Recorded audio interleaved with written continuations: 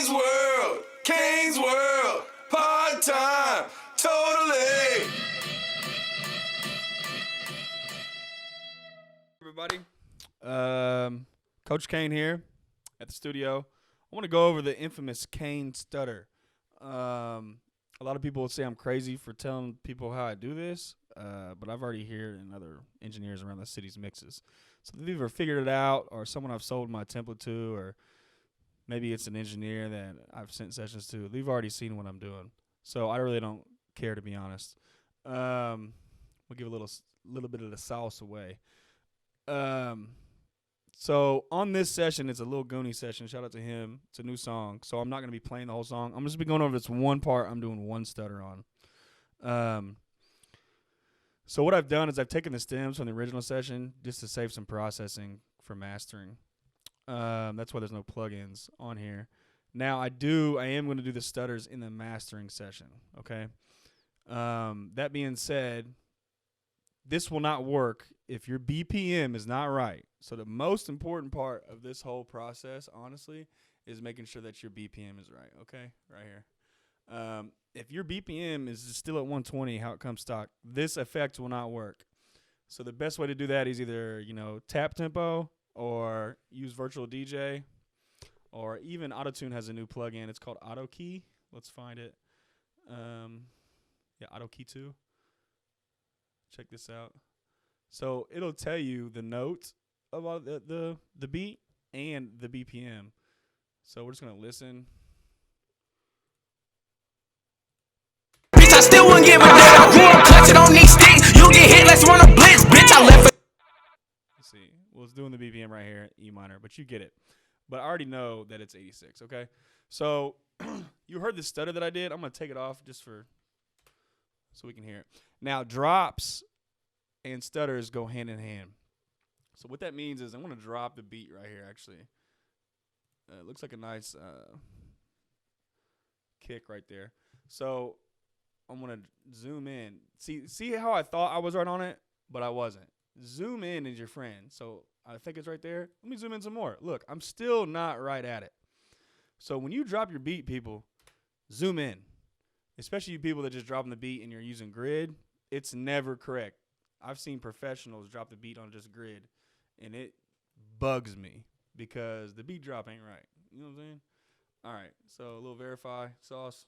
If you don't know how to do that, look it up yourself. All right, so let's hear this beat drop without the stutter. Bitch, I still wouldn't give a damn. I grew up clutching on these sticks. You get hit, let's run a blitz. Now, that was a subtle beat drop. If you're listening as a listener, you probably won't even notice that in the song. It probably just sounds like, this is something that engineers never get credited with. Like, oh, the producer killed that. Like, no, that was the engineer. But anyways, let's get into this stutter. So what I have on my stutter chain is an EQ compressor with a little channel strip, some more compression. I want to pump some juice out of it, and then the CLA effect. Now, this is where the magic happens because it depends on song to song how you want the stutter to hit. I always crank my long delay up. Okay.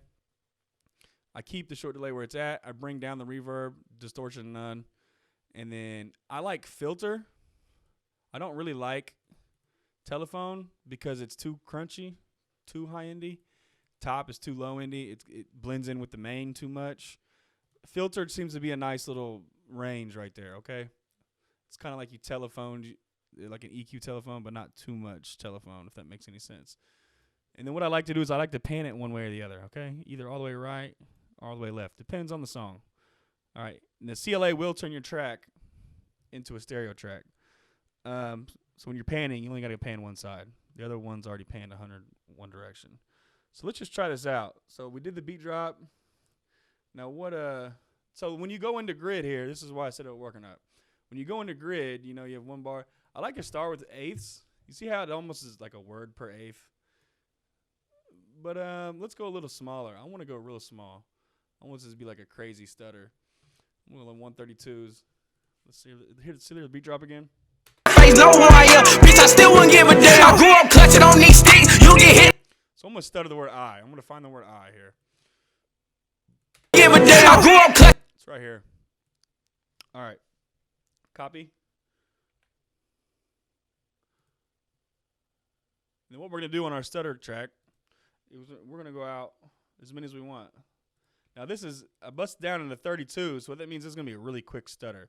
So I'm going to do like 4 like quick ones, like I. So let's just hear how it sounds. Bitch, I still wouldn't give a damn. I grew up clutching on these sticks. You get hit, let's run a blitz, bitch. That's the Kane stutter. All right, people. So let's hear a little bit backed up. Go to sleep with my strap, you never know who wants you dead. I'm barefaced, know who I am. Bitch, I still wouldn't give a damn. I grew up clutching on these sticks. You get hit, let's run a blitz, bitch. I left a nigga dead, they say. All right, I can't play any more of the song. The song is unreleased. Shout out to Lil Goonie. I'm assuming that you're not going to care that I did this on your song. Shout out to everybody watching, and thanks for coming to the tutorial on the Coach Kane stutter. Thank you.